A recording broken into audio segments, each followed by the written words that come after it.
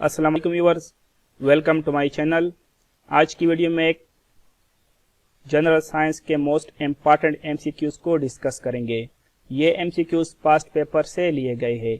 Start करते हैं पहले क्वेश्चन से। आज का हमारा पहला क्वेश्चन है, which is the outer most planet in the solar system. Solar system में आउटर मोस्ट प्लेनेट कौन सा है? करेक्ट आंसर आता है ऑप्शन सी, नेपच्यून। तो यहाँ पर आप लोग इस पिक्चर में देख ले, ये है हमारे पास सन, और सन के बाद जो पहला प्लेनेट आता है तो उसका नाम है मरकरी। मरकरी के बाद सेकंड प्लेनेट आता है वेनस। वेनस के बाद हमारा अर्थ आता है। अर्थ के बाद मार्स। मार्स के बाद जुपिटर। जुपिटर के बाद सेचुरन। सेचुरन के बाद यूरेनस, और उसके बाद नेपच्यून। तो आउटर मोस्ट प्लेनेट आता है नेपच्यून। यहाँ पर प्लूटो भी दिया गया है, लेकिन प्लूटो अभी प्लैनेट्स की जो लिस्ट है उसमें शामिल नहीं है। प्लूटो पहले हमारे पास प्लैनेट था, लेकिन 2006 में इसको प्लैनेट के लिस्ट से हटा दिया गया था। तो अभी प्लूटो जो है ये सियारा नहीं है। 2006 में इसको प्लैनेट्स के लिस्ट से हटा दिया गया था। तो अभी टोटल हमारे सोलर सिस्टम में 8 प्लैनेट्स है, और सबसे जो आउटर मोस्ट प्लैनेट है तो वो है नेपच्यून, और हमारा अर्थ जो है ये तीसरे नंबर पर आता है। तो यहाँ पर आप लोग ये भी याद रखें कि हर प्लैनेट में कितने मून पाए जाते हैं। तो पहले जो 2 प्लैनेट है मरकरी एंड वेनस, इसमें 0 मून पाए जाते हैं, मतलब इसमें कोई भी मून नहीं पाया जाता। अर्थ में 1 मून पाया जाता है, मार्स में 2, जुपिटर में 64 या 79। बहुत सी जगहों पर 64 दिया गया है और कई जगहों पर 79 दिया गया है। सेचुरन में 62 मून आते हैं, यूरेनस में 27 और नेपच्यून में 13 मून्स आते हैं। सेकंड क्वेश्चन है, long sighted defect could be corrected by using. Long sighted defect को ठीक करने के लिए कौन सा लेंस यूज होता है? करेक्ट आंसर आता है ऑप्शन बी, कन्वेक्स लेंस। और यहाँ पर आप लोग ये भी याद रखें कि शॉर्ट साइटेड डिफेक्ट को ठीक करने के लिए कनकेव लेंस यूज होता है। क्वेश्चन नंबर 3 है, the life span of red blood cell is. Red blood cell का लाइफ स्पैन है 120 days. Option B correct answer है। और व्हाइट ब्लड सेल का लाइफ स्पैन है 5 से लेकर 21 दिन तक। अगला क्वेश्चन है, radio activity was discovered by. Radio activity को किसने डिस्कवर किया था? तो इसका सही आंसर है ऑप्शन डी, बेक्वेरेल। बेक्वेरेल ने रेडियो एक्टिविटी को डिस्कवर किया था। नेक्स्ट क्वेश्चन है, a device which converts chemical energy into electrical energy is called. वो डिवाइस जो केमिकल एनर्जी को इलेक्ट्रिकल एनर्जी में कन्वर्ट करता है, तो उस डिवाइस को क्या कहा जाता है? तो इसका करेक्ट आंसर है ऑप्शन डी, बैटरी। बैटरी में केमिकल पाए जाते हैं, तो उन केमिकल के जरिए हमें इलेक्ट्रिकल एनर्जी मिलती है। तो बैटरी जो है वो केमिकल एनर्जी को कन्वर्ट करता है इलेक्ट्रिकल एनर्जी में। और वो डिवाइस जो मैकेनिकल एनर्जी को इलेक्ट्रिकल एनर्जी में कन्वर्ट करता है, उस डिवाइस को जनरेटर कहा जाता है। क्वेश्चन नंबर 6 है, total volume of blood in normal adult human being. Normal adult human being में कितना ब्लड पाया जाता है? तो इसका करेक्ट आंसर है ऑप्शन ए, 5 से लेकर 6 लीटर्स तक। क्वेश्चन नंबर 7 है, the most abundant element in the universe is. पूरी कायनात में सबसे ज्यादा पाया जाने वाला एलिमेंट कौन सा है? इसका करेक्ट आंसर है ऑप्शन बी, हाइड्रोजन। हाइड्रोजन पूरी कायनात में सबसे ज्यादा पाए जाने वाला एलिमेंट है। और दूसरे नंबर पर जो पूरी कायनात में पाए जाने वाला एलिमेंट है तो वो है हीलियम। हीलियम दूसरे नंबर पर है और हाइड्रोजन पहले नंबर पर आता है। और अर्थ क्रस्ट में जो सबसे ज्यादा पाए जाने वाला एलिमेंट है वो है ऑक्सीजन। अगला क्वेश्चन है question number 8, the sun is a star. यहाँ पर करेक्ट आंसर आता है ऑप्शन ए, सन जो है ये एक सितारा है। क्वेश्चन नंबर 9 है, each day human body breathe in. Human body हर दिन कितने लीटर सांस लेता है? तो यहाँ पर करेक्ट आंसर है ऑप्शन सी, 15,000 से लेकर 20,000 litre of air. Question number 10 है which from the following is not a conductor? इसमें से कौन सा कंडक्टर नहीं है? तो ऑप्शन ए है एल्यूमिनियम। एल्यूमिनियम हमारे पास कंडक्टर है क्योंकि इसमें इलेक्ट्रिक करंट पास होता है।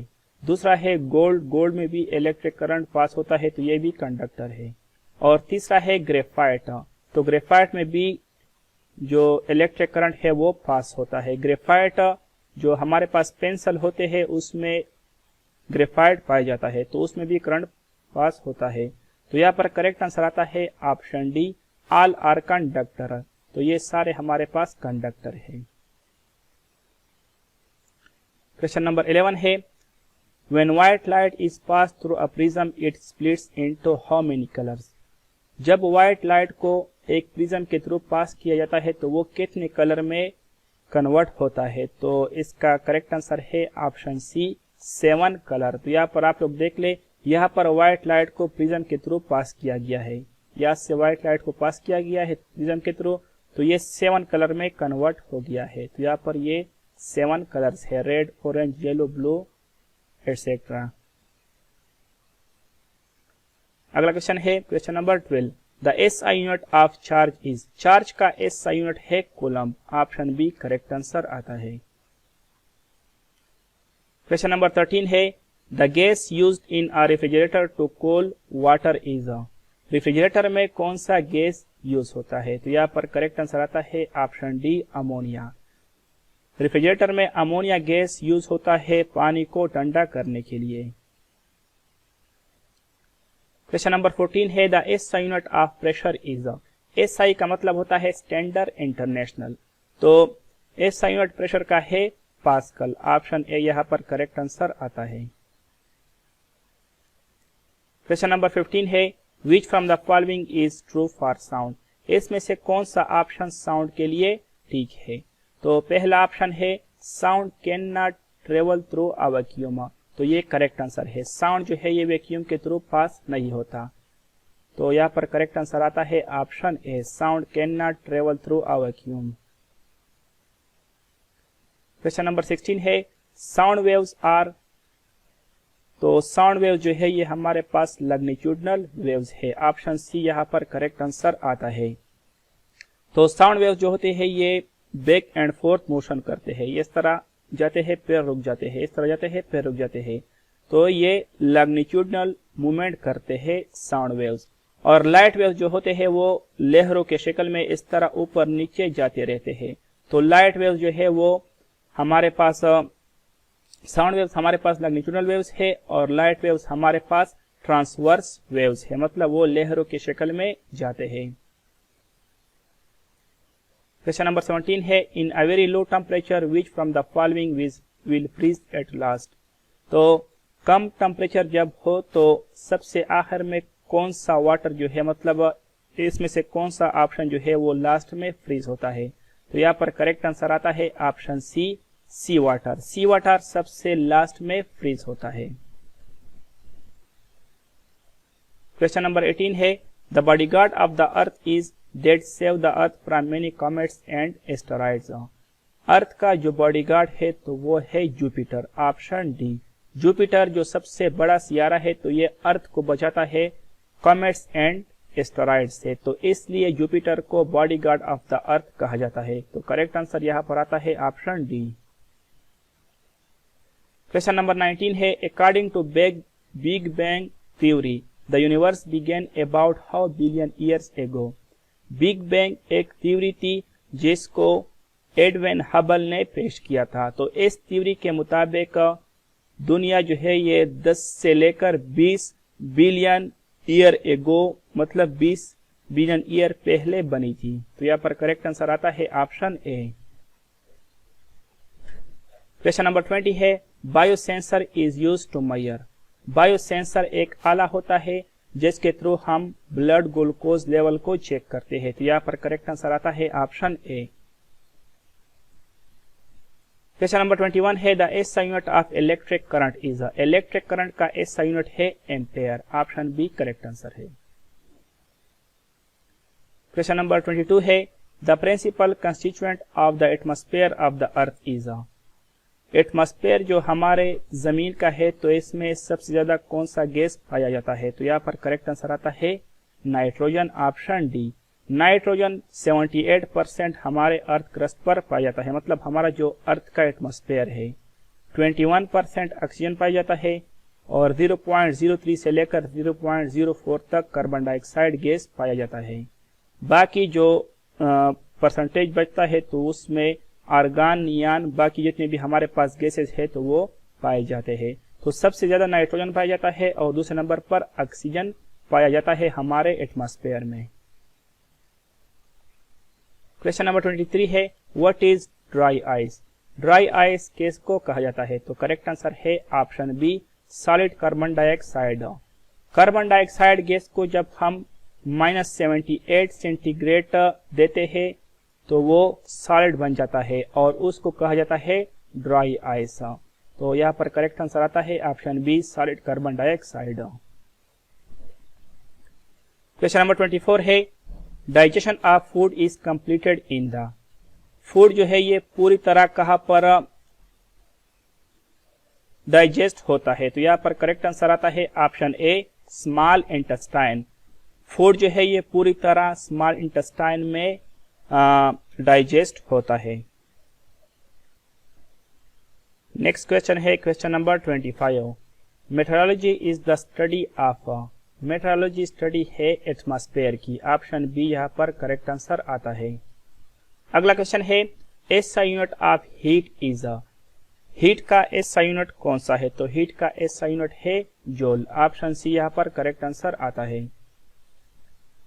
क्वेश्चन नंबर 27 है the gas commonly known as laughing gas. Laughing gas किसको कहा जाता है? तो लाफिंग गैस नाइट्रस ऑक्साइड को कहा जाता है। ऑप्शन सी करेक्ट आंसर है।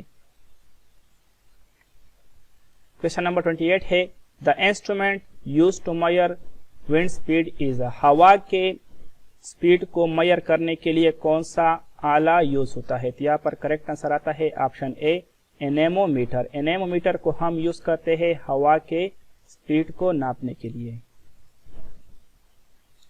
क्वेश्चन नंबर 29 है wind energy is the wind energy जो है ये हमारे पास काइनेटिक एनर्जी है। ऑप्शन सी करेक्ट आंसर आता है।